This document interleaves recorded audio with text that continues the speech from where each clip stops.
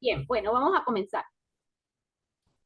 Vamos a hablar un tema hoy eh, complicado, difícil, duro y muy interesante, que son los aspectos éticos del trasplante de órganos. El trasplante de órganos es la terapia que sustituye con la mejor calidad de vida posible, con la mejor calidad de vida posible posterior, a los órganos que han fallado irreversiblemente, que no van a recuperar su función y que requieren un trasplante. Debemos distinguir trasplante de donante cadáver y trasplante de donante vivo. Y si bien el producto final es ponerle un órgano en buenas condiciones a alguien que lo necesite, el camino ético de cada uno de estos trasplantes es tan, pero tan diferente que son dos temas distintos sin ningún lugar a duda. Eli, bien. Pasemos la lámina. Ajá. Tú, tú me dices cuándo pasar porque Sí. puede ser que quieras tratarte más en la lámina. Ok. Hablemos del trasplante de donante fallecido. Este trasplante es el que desde el punto de vista de la obligación social que tiene una comunidad, una sociedad con los enfermos que requieren trasplante, este es el trasplante que deberíamos trabajar y sobre el que deberíamos insistir, porque es el que permite resolver la mayor cantidad de problemas, permite resolver la necesidad de órganos a la mayor cantidad de gente posible, permite resolver trasplante de riñón, trasplante cardíaco, trasplante hepático, cualquier cosa, entendiendo que ese programa esté activo en un momento determinado en el país, cuestión que no está ocurriendo ahora. En el país, en Venezuela, no hay trasplante de donante cadáver desde en junio del 2017, cuando fue suspendido por el órgano competente, porque no había medicación de inducción, inmunosupresores de inducción, y se ponían a riesgo los órganos que se colocaran si esto ocurría. Se suspendió pensando que eso iba a ser una situación temporal. Ya vamos para 7 años y seguimos necesitando el trasplante de donante cadáver. La siguiente, la anterior, Creo que se pasaron dos, exacto. esta. Cuando hablamos de trasplante de órganos, no podemos limitarnos a una relación médico-paciente normal, porque aquí hay varios tríos. Aquí hay médico donante receptor, médico familia receptor. Y hay que considerar esas relaciones a tres, que son distintas a las que vemos habitualmente en la práctica clínica. Tenemos que ver cómo interpreta cada persona, cada grupo familiar, cada deudo, el cuerpo humano, porque dependiendo de su interpretación del cuerpo humano, va a acceder o no a la donación de órganos. ¿Qué significa la muerte para cada persona? ¿Se acabó todo definitivamente? ¿Hay algo más? ¿Somos seres más trascendentes? En base a eso, las familias y las personas toman decisiones. ¿Se modifica la identidad de una persona si se le pone un órgano de otra? Si le pones a un hombre un riñón de mujer, ¿se va a cambiar? Fíjense que hace poco, un par de semanas, se habló ya por todos lados de un trasplante de riñón de cerdo a un individuo humano. Un riñón de cerdo modificado genéticamente, claro, pero cochino a fin de cuentas. ¿Qué pasa? Que los órganos del cerdo y muchos órganos del ser humano son muy, muy parecidos. ¿Ves? No solamente a veces parecemos cerdos, también podemos serlo. Cambien. Desde el punto de vista bioético, repasemos justicia, subsidiariedad. Es decir, si alguien no te puede donar un riñón, el Estado debería hacer todo lo posible para que hubiera una oferta de órganos suficientes para que pudiera resolver tus problemas. A su vez, el Estado entonces fungiría como regulador del proceso. Y a veces eso levanta mucha roncha. El consentimiento presunto. El Estado, a través de las leyes, en el caso venezolano y en muchos países, casi todos, ha puesto el énfasis en que todos somos donantes a menos que hayamos manifestado lo contrario. Y con esa premisa, muchos estados entienden que ya la labor está cumplida, que todo el mundo va a donar y que está resuelto el problema de todo el que necesite riñones. Y ya van a ver que nada más lejos de la verdad. El concepto de muerte neurológica, porque el trasplante de órganos se basa en criterios neurológicos de muerte que permiten preservar los órganos unos momentos, un tiempo, el necesario hasta que sean extraídos y distribuidos a quien le corresponda. Esto significa que mucha gente puede pensar que el cuerpo humano es como el cajón de repuestos de los mecánicos, que de ahí sale todo. Y que una pieza mala es suplida por una pieza buena o un poco menos mala. Pero también hay que pensar no solo en nuestras comunidades, nuestros vecinos, nuestros socios, sino en aquellos grupos que ven la muerte diferente y que le rinden un culto a los muertos diferente, un respeto que a lo mejor a nosotros nos parece que va demasiado más allá. Eso también tenemos que pensarlo en el marco de este tema. Lo siguiente. La muerte neurológica es muerte. Es la falla irreversible de las funciones integradoras del cerebro.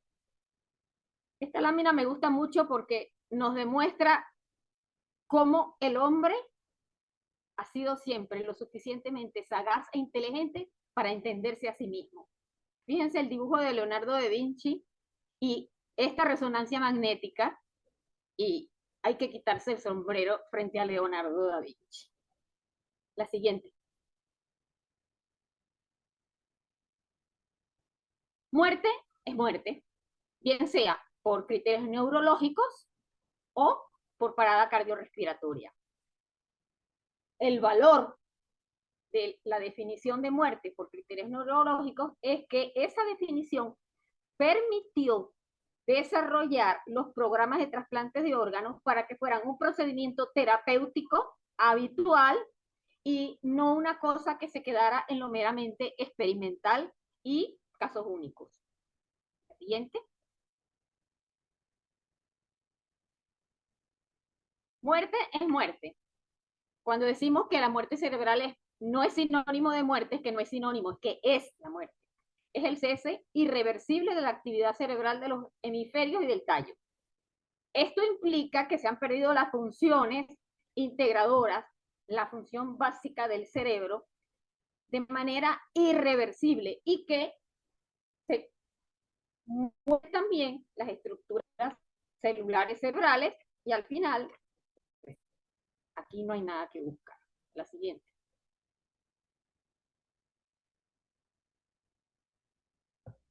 ¿Por qué se muere el cerebro?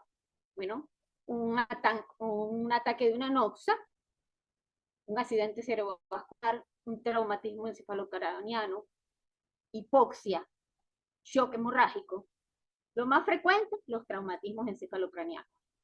Las balas, los muros, las motos contra los muros, accidentes de tránsito graves. Eso lleva a edema cerebral, hipertensión endocraniana. Dadas las características del cráneo, no se puede expandir, se enclava, hay muerte y luego se descompone todo. La siguiente. Los criterios de muerte cerebral están escritos tanto desde el punto de vista clínico como desde el punto de vista de evaluaciones paraclínicos. Los primeros son los de Harvard de 1968. Es importante entender que todos estos criterios que van a ver aquí numerados de muerte cerebral, estos criterios son independientes del destino que pueda tener el cuerpo del difunto, si va a donar o no va a donar los órganos. Es decir, hay muerte cerebral. La muerte cerebral nos permite tomar los órganos para trasplante. Pero si hay muerte cerebral y no se toman los órganos para trasplante, igual hay muerte. No sé si me he explicado. Es decir, lo que ocurra después del diagnóstico de muerte cerebral es independiente del destino que tengan los órganos o que no lo tengan. La siguiente.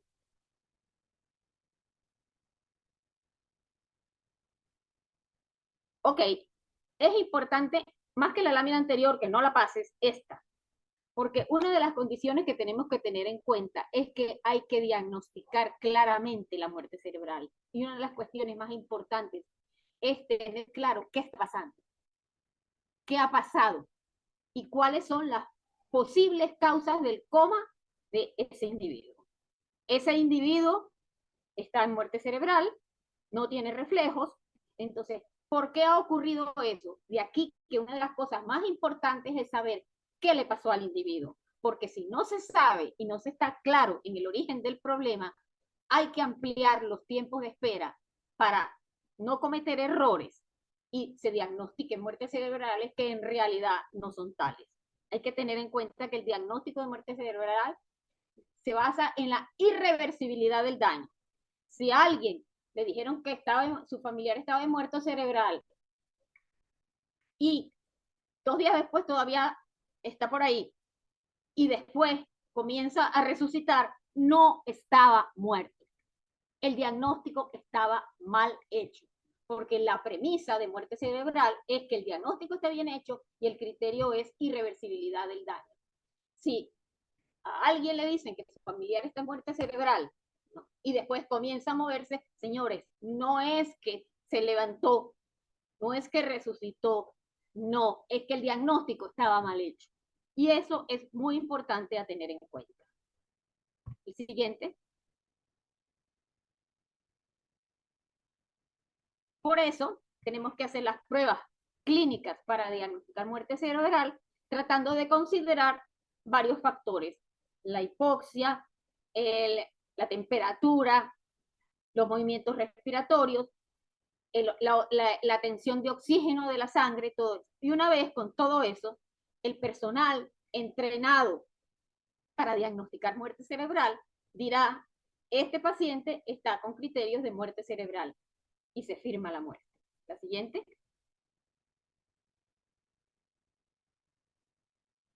Esta lámina la puse aparte y con letras más grandes porque resume lo que está pasando ahora con el diagnóstico de muerte cerebral y lo que debemos tener en cuenta. Hay que saber la causa del coma, demostrar irreversibilidad. Hay que aclarar todo lo que pueda producir confusión, identificar causas de error, interpretar muy bien las imágenes que pueda haber, ¿no?, y realizar test confirmatorios que existen en caso de que haya dudas y sea necesario. Es decir, quien diagnostica la muerte cerebral tiene que saber de qué está hablando y tiene que tener absoluta certeza. Porque esto no es, usted se va a curar en 2 días y si se cura en 3, pues no ha pasado nada, no. Aquí estamos diagnosticando muerte. La siguiente.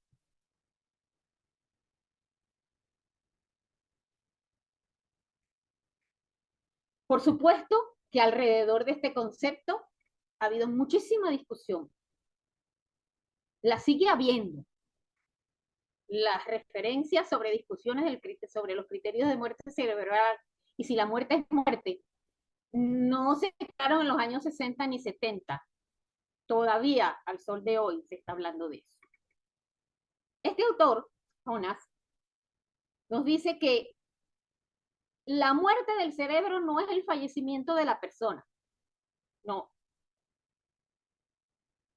Y que entonces tenemos que considerar no tanto una definición nueva de muerte, sino que él plantea, vámonos más atrás, definamos de nuevo la vida. Y plantea que al hablar de muerte cerebral estamos planteando un dualismo y aunque él no rechaza que el control de la personalidad y las funciones superiores están en el cerebro, él dice, no podemos decir, no podemos negar que tan importante como el cerebro es el resto del cuerpo para la identidad de la persona, porque no se puede separar el cerebro del resto del cuerpo y que esta actitud dualista puede complicar la interpretación de los hechos. Es la posición de Jonas, que en principio dice que sí, la muerte es muerte, pero no podemos decir la muerte del cuerpo y la muerte del cerebro, porque tenemos que tratar de integrar todo, porque más que concepto de muerte, tenemos que entender la vida. La siguiente.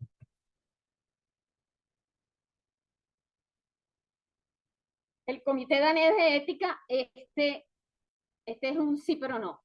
La muerte cerebral es la muerte de la persona, pero solamente se puede declarar muerte una persona cuando se han caído todas las funciones cerebrales, cardíacas y pulmonares, es decir, cuando ha terminado el proceso de muerte.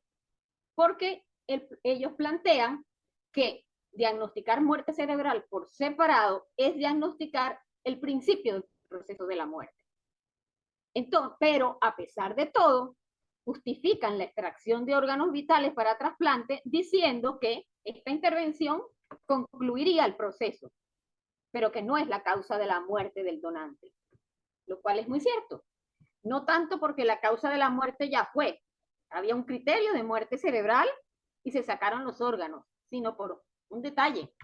Usted le saca los riñones a un paciente en muerte cerebral y la falta de los riñones no mata a ese paciente, porque no, la falta de riñones no mata ipso facto, sino con un placito un poco más largo. Lo que sí mata es la pérdida de funciones integradoras del cerebro, que eso ya había ocurrido. Pero de todas maneras, estos son elementos que he traído para mostrar que sobre esto nunca, nunca terminaremos de hablar ni de pensar, porque esto pertenece a áreas del conocimiento y del pensamiento humano que están en continuo cambio, en continuo tratar de entender y en continuo tratar de ver cómo hacemos para resolver problemas a otras personas. La siguiente.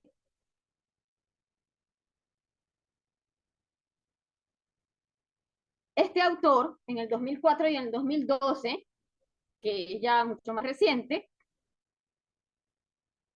dice que la sintomatología de la muerte cerebral depende del daño que ya le ha ocurrido al resto del cuerpo. Es decir, que el cerebro se muere como consecuencia de los daños que le han ocurrido al resto del cuerpo.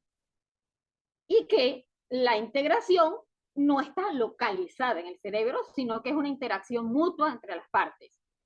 Pero claro, dice sí, pero no. Entonces, su opinión, que dice que la muerte del cerebro es un poco de atrás para adelante, no excluye la extracción de los órganos vitales con el corazón ya parado, siempre que haya habido tiempo suficiente para asegurar que no habrá reactivación espontánea. Y con esto que él pone, que hay que esperar las paradas cardíacas a sabiendas que un paciente con muerte neurológica entra él solito, aunque tenga apoyo de aparatos, entra en parada cardíaca en el transcurso, muchas veces de minutos, generalmente unas horas y muy raramente más de 24 horas, pues entonces está complicando mucho las cosas. La siguiente.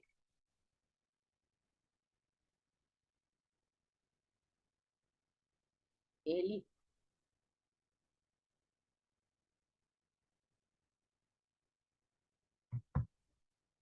¿Se quedó pegada?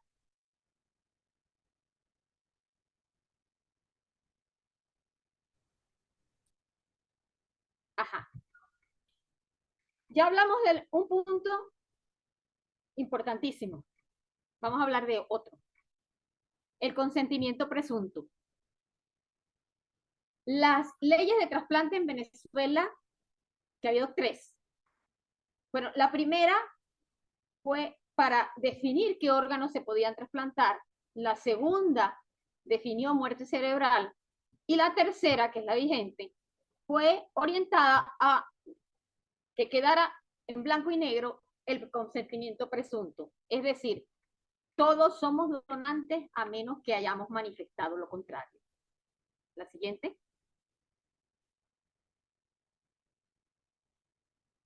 Para la Organización Mundial de la Salud, el consentimiento es, y es obvio, consentimiento expreso o presunto es la piedra angular ética de toda intervención médica. Usted no puede ni siquiera sacar un diente sin pedir consentimiento.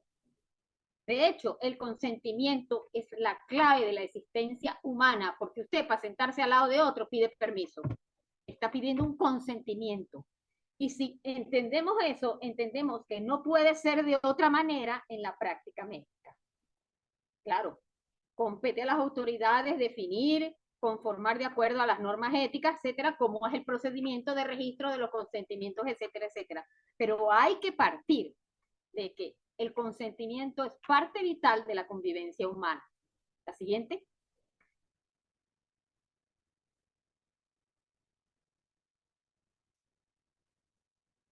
Fue clave esta idea para desarrollar los programas de trasplante de cadáver a lo largo del tiempo. Hay gente que es muy drástica y dice que si hay un consentimiento presunto, nadie debería pedir más permisos porque ya está en la ley y todos estamos obligados a cumplir la ley. Entonces, no debería ni siquiera nadie preguntarle a la familia. Pero las cosas no son así. La siguiente.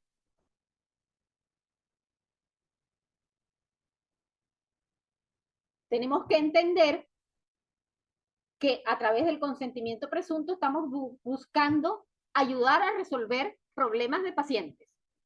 ¿Okay? Y si estamos ayudando a resolver problemas de pacientes, pues ¿para qué pedir permiso? Porque el Estado, que es el que debería dirigir todo esto, como un Estado protector, paternalista, que nos cuida y nos quiere a todos, a veces demasiado, entonces no habría que pedir permiso. Pero la vida nos demuestra que las cosas no son como están escritas en blanco y negro. La siguiente.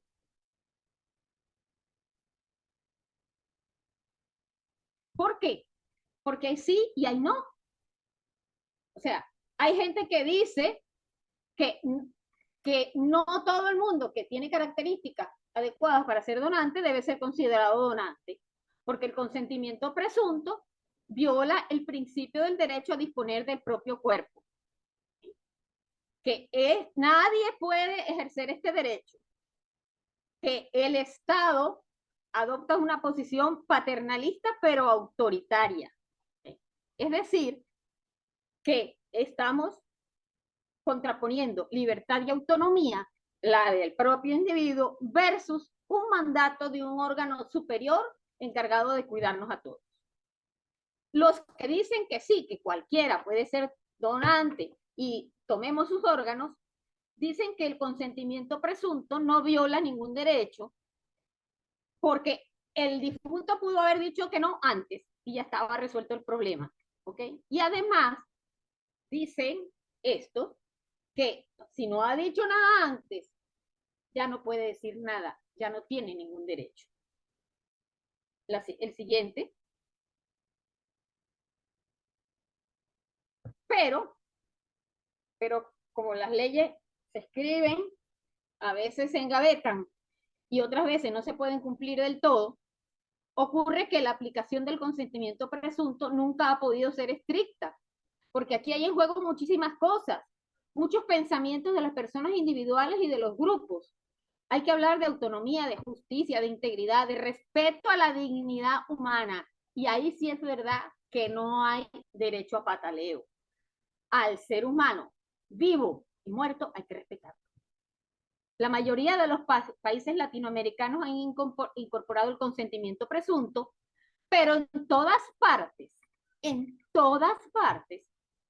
el agente decisor final es la familia. Entonces, el consentimiento que se firmó que se pensó como presunto, que se firmó en la ley, en realidad es un consentimiento expreso diferido que en última instancia le corresponde a los deudos que estén al lado del difunto.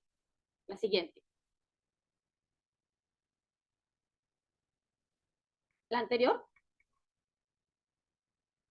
Mantienen consentimiento expreso estos países: El Salvador, Honduras, Nicaragua, Paraguay, Perú. El resto se maneja con consentimiento presunto. Fíjense, un dato que siempre me ha llamado la atención: estos países no han modificado su legislación últimamente, y son países con una fuerte presencia indígena. ¿Qué quiere decir? Que las características sociales de cada país determinan la relación de cada individuo con sus muertos. Y por ende, va a haber diferentes legislaciones, diferentes maneras de entender el problema y de abordar los problemas, y muchas veces de causar problemas. El siguiente. El consentimiento presunto no resuelve el problema de todo el mundo. El Estado no termina su función al firmar la ley, porque hay que hacer muchas más cosas. Fíjense en este cuadro. Posible donante 1451 en este estudio. Posible donante es todo individuo con un trauma encefalocraniano suficientemente grave como para complicarse. Potencial donante es el que ya tiene criterios de muerte neurológica. Vean cómo va cayendo el número. Donante elegible es que ya tiene criterios de muerte neurológica y no tiene ninguna contraindicación. Es decir, ese individuo no es diabético, no tiene una tuberculosis, no tiene una hepatitis activa, y podríamos tomarlo como donante. Donantes actuales son los que decimos, bueno, este sí va. Pero fíjense que sigue cayendo el número. Son utilizados apenas el 10% de aquellos 1451 que iniciaron. Es decir, la actividad de obtención de órganos para trasplante de donante cadáver comprende una serie de filtros que van limpiando para que el individuo que va a ser donante estemos claros en que está muerto, que no tiene ninguna contraindicación y que pudiera ser la mejor solución para individuos que requieren los órganos, pero que hay que trabajar mucho para llegar hasta poner los órganos. La siguiente.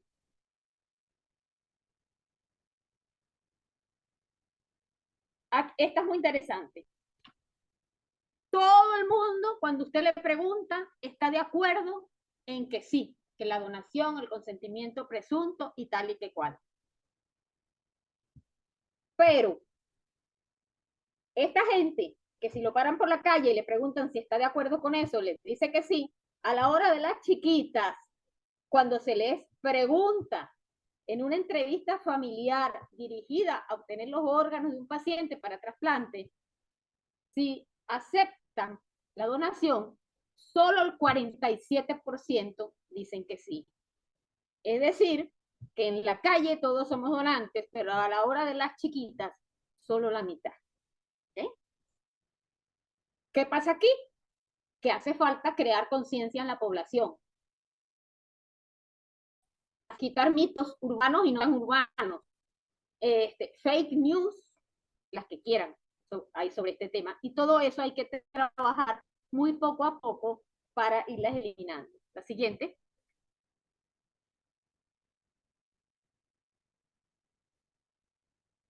Las causas de negativas familiares. A pesar de que hay ley, siempre se le pregunta a la familia si quiere donar los órganos. Las respuestas pasan por cualquier cosa. Como ven, la más frecuente es que el paciente no manifiesta su deseo, es decir, nadie le preguntó nunca en ningún momento, o que el paciente dijo que no quería, ¿okay? O que el cuerpo debe enterrarse completo, o cosas tan digamos, tan de pensamiento mágico, como que hay que esperar un milagro, no puedo tomar una decisión en este momento, eso es muy entendible, yo no creo que esté muerto. ¿Qué dirán si saben que yo doné los órganos y que dirán que yo maté a mi hijo, hermano, etcétera, etcétera? Es decir, el no. Y otra cosa que es muy interesante, y que ahí está, es el tercero de abajo por arriba, inconformidad con el personal de la salud.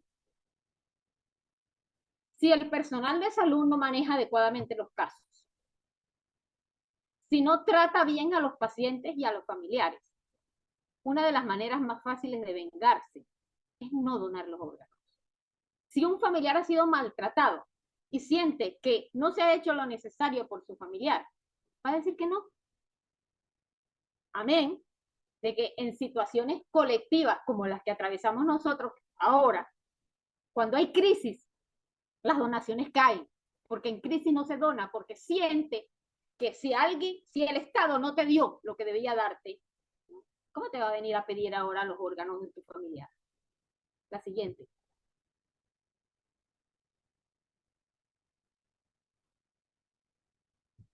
Efectivamente, hay que trabajar para que la gente manifieste su deseo en vida, ¿okay? Que la gente entienda que enterrar un cuerpo completo es que otro pierda la posibilidad de seguir viviendo con buena calidad de vida.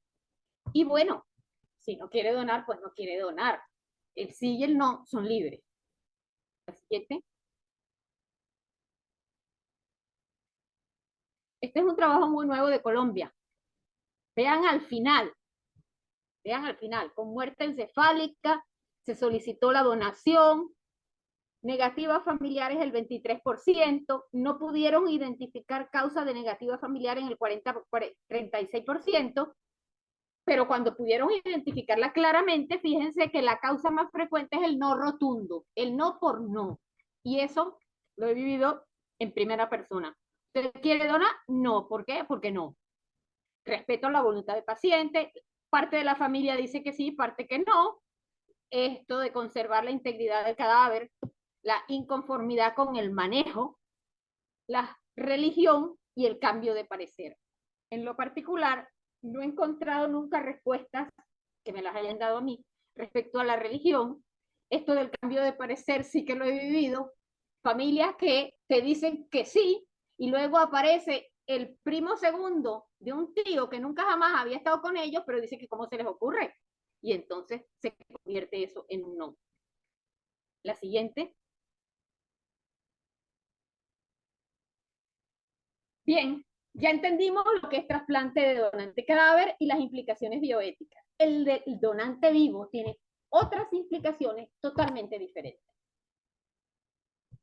Aquí tenemos un donante vivo, que es un individuo sano que por querer, por altruismo, va a decidir donar un órgano a un familiar que lo requiere. Entonces, lo primero que tenemos que garantizarle a ese donante es que no le vamos a hacer daño.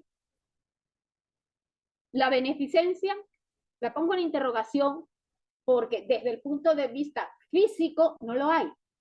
Desde el punto de vista moral y psicológico, sí. Porque esos individuos, vamos a utilizar una palabra muy de moda ahora, se empoderan por haber hecho un bien. Se tiene que respetar la autonomía. Aquí lo único que vale es el consentimiento expreso. Es expreso porque el individuo está vivo. Los menores de edad, por ley, no pueden ser donantes vivos. Y tenemos que considerar si vale la pena, hasta qué punto es lícito quitarle un órgano a alguien, es decir, mutilarlo, para preservar la integridad de otro, la vida de otro. El principio de subsidiariedad se aplica porque aquí el Estado no está tomando parte, esta discusión se la está dejando a los privados, a los particulares. Entonces, unos tenemos que ayudarnos a otros, tenemos que ser solidarios, pero por encima de todo, la donación de órganos en ante vivo tiene que ser altruista, gratuita, porque si no, de ahí al comercio de órganos es la pendiente resbaladiza. Pero los principios a considerar para el receptor, eso sí están obvios. A ese sí se le está haciendo un bien. Y hay que considerar relación costo-beneficio, no tanto en costo monetario, sino en el costo que implica el procedimiento, luego el tratamiento posterior, frente a beneficios eventuales que a lo mejor no se pueden cumplir, porque, por ejemplo, si usted está trasplantando a alguien que tiene 85 años, con alguna condición un poco ya estropeadito, pues hay que pensar, ¿vale la pena el sacrificio de uno para un beneficio tan corto de este individuo? Eso hay que pensar. La siguiente.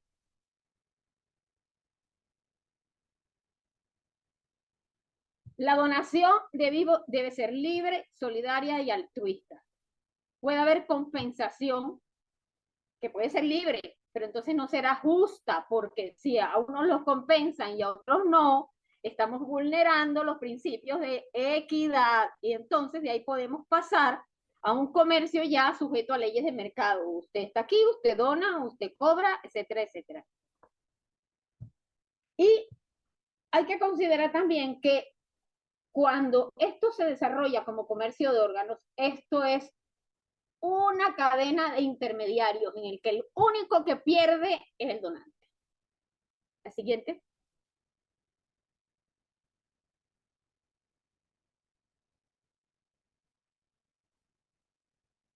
Vigilar el procedimiento de trasplante de donante vivo, fiscalizarlo y que siempre que sea un trasplante de donante vivo, todo sea perfectamente trazable, seguible, se sepa de dónde vienen las cosas, es básico para que el sistema no se corrompa. Si comienzan a pasar cosas y se perdonan, siguen pasando cosas. Y lo que no podemos permitir es que se destruya una actividad que beneficia a tantas personas porque 2 o 3 la ejerzan inadecuadamente. La siguiente.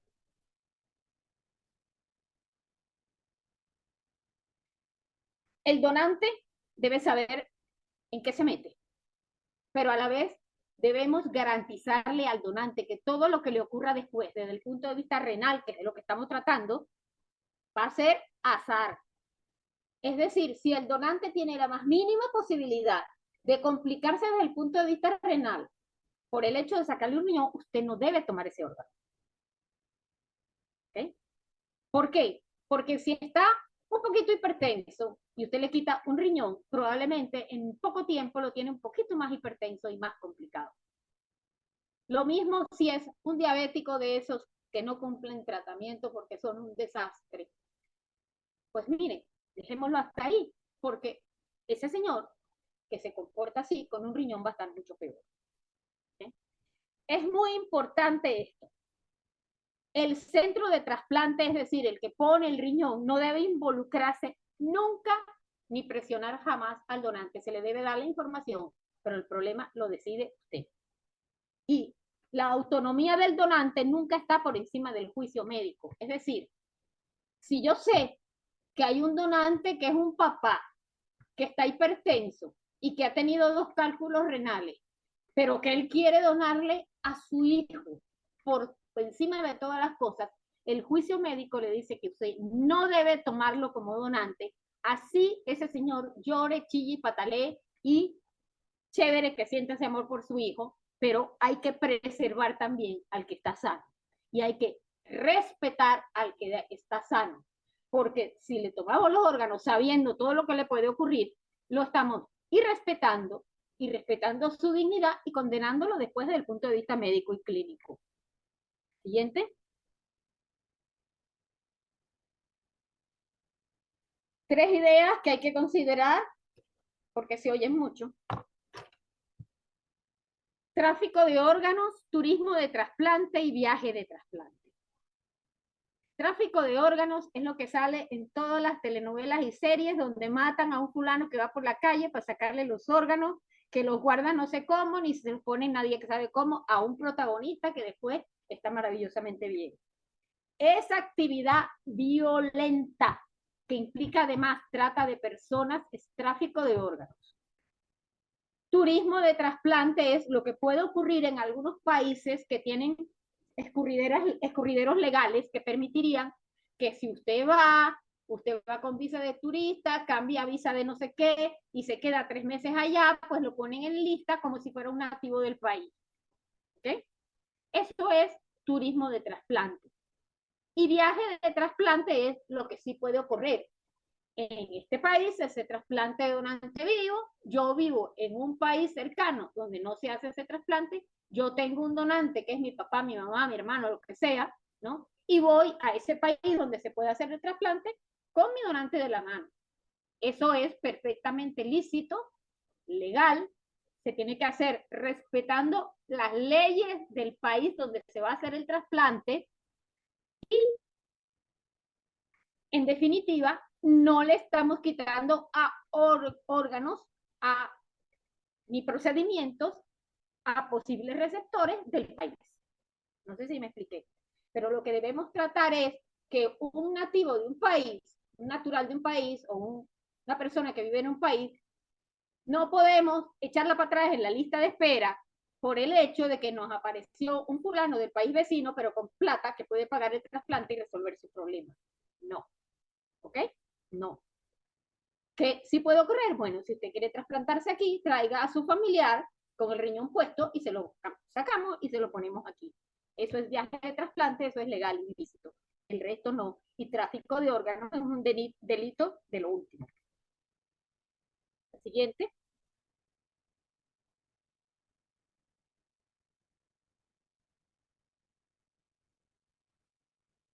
El altruismo es la justificación bioética para poder utilizar la palabra donación para obtener órganos de manera que el procedimiento sea consistente con la dignidad humana. Es decir, usted no lo compró, usted no trató al donante, ¿no? Como si fuera una caja de mecánico, le saco se lo pongo al otro. No.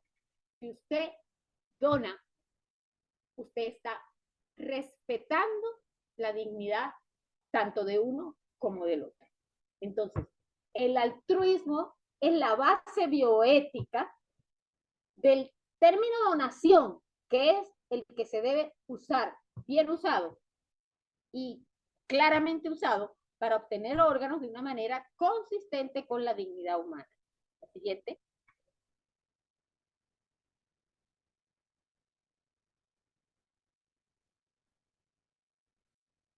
La donación de órganos donante vivo supone límites en el altruismo, porque la libertad individual también está involucrada.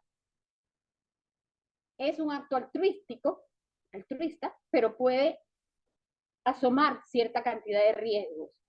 Y entonces hay que balancear muy bien. Sí, evidentemente el donante lo hace libremente porque quiere, es una donación altruista, pero hay que considerar los beneficios y los maleficios a ambas partes. ¿Sí? Hay que entender muy bien desde el principio, que lo entienda muy bien el donante y que lo entienda muy bien el receptor. ¿Okay? ¿En qué se están embarcando? Para que el procedimiento les quede suficientemente claro para que se respeten el uno al otro. Ustedes saben que es doloroso trasplantar un paciente de donante vivo y que el trasplantado pierda el riñón porque ya se creyó Superman, no tomó medicación más nunca, y él se quedó sin riñón y volvió a diálisis, el otro hizo un esfuerzo que al final fue en vano, porque este individuo no había entendido nada del asunto y no respetó a su donante. La siguiente.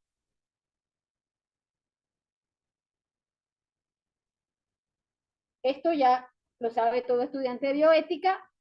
Lo que es técnicamente posible, es decir, yo sí le puedo sacar el riñón a este, se lo puedo poner al otro, pero el hecho de que pueda hacerlo no significa que sea moralmente correcto.